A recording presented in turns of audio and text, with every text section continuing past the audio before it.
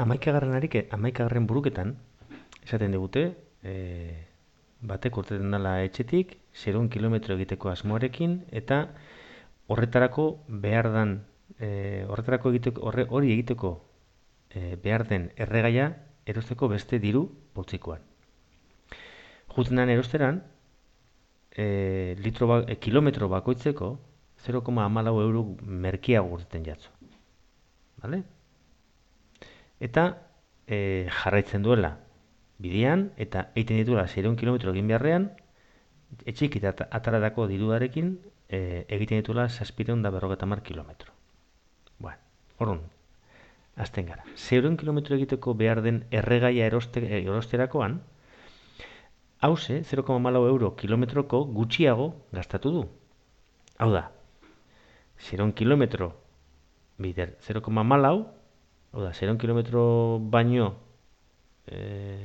gehiago egina izango dau, zehatxik sobratzen jakolako, 84 euro.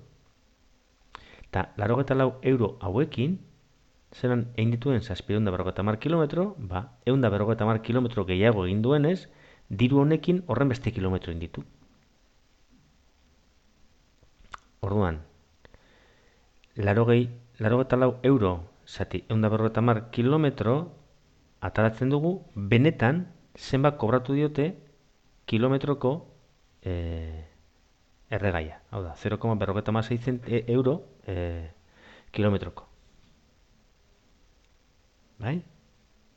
Errepikatuko? Bai. 0 kilometro egiteko behar den erregaia erosterakoan, horren beste gutxiago gastatu zaio. Horrek esan nahi dau, sobratu jakola, 0 kilometro bider kilometro bakoitzeko 0,14 euro. Beraz, 84 euro sobran geratu jaskoz. Eta esaten dabe, diru honekin egin dituela beste 150 kilometro gehiago. Orduan, kilometro bakoitzean gastatu dau, 84 zati hau, 0,56 euro kilometroko. Orduan, hau da benetako kostea.